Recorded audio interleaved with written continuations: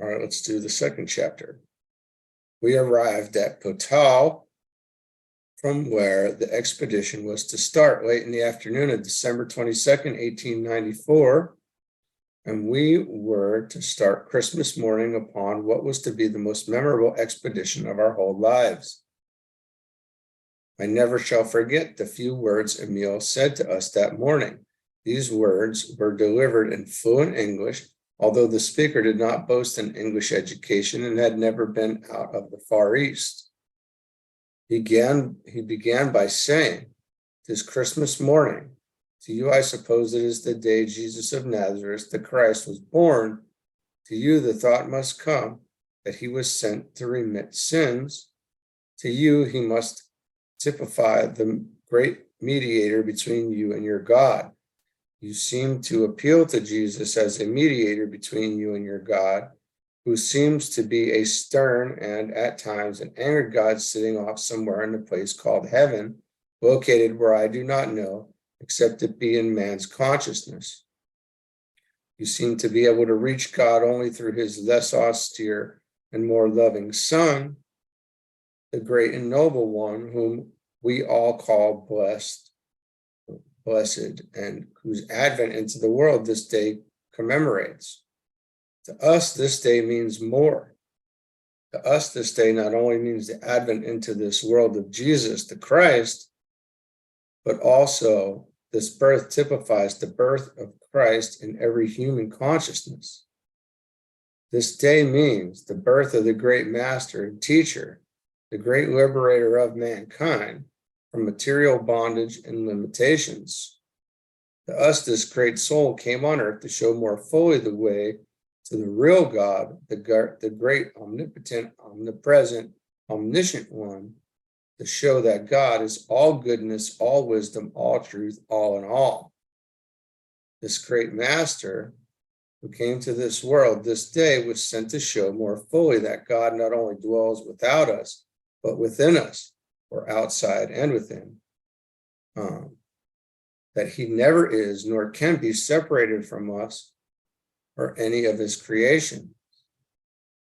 That he is always a just and loving God. That he is all things, knows all, and is all truth. Had I the understanding of all men, it is beyond my power to express to you, even in a humble way, what this holy birth means to us. We are fully convinced, and we hope you also will see, that this great master and teacher came to us that we might have a fuller understanding of life here on earth, that all mortal limitations are but man-made, and in no other way should they be interpreted. We know that this greatest of all teachers came to show more fully that the Christ in him, and through whom he did his mighty works, is the same Christ that lives in you, in me, and in all mankind. That we can, by applying his teachings, do all the works that he did and greater works. We believe that Jesus came to show more fully that God is the one great and only cause of all things, that God is all. You may have heard it said that we believe Jesus received his early training among us. Perhaps some of us do believe. Let that be as it is. Does it matter whether his training came from among us or as a direct revelation from God, the one source where all things really exist?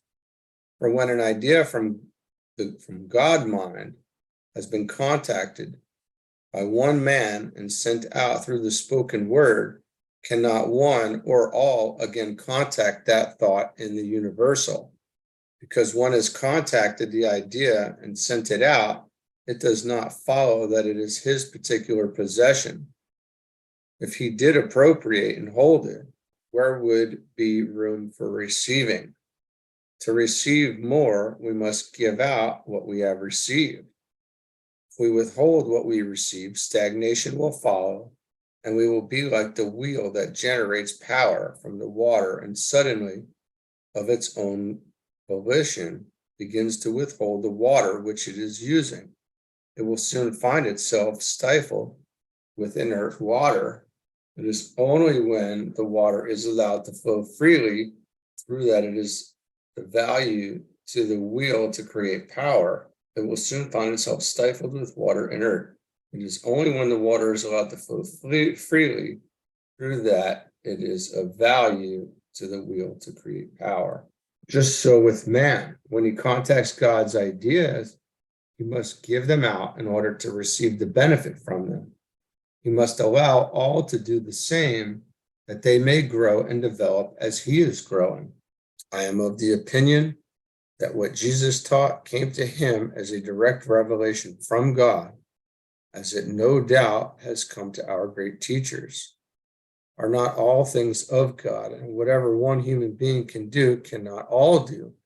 We believe you will be convinced that God is ever willing and ready to reveal himself to all men, as he has revealed himself to Jesus and others.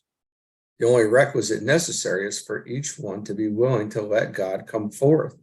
We believe with all sincerity that all are created equal, that all men are one, that the mighty works done by Jesus can and will be done by all. You will see there is nothing mysterious about these works. The mystery is only in man's mortal concept of them. We fully realize you have come to us with minds more or less skeptical. We trust you will live with us and know us as we really are. Our work and the results accomplished, we leave you to accept or reject as you will.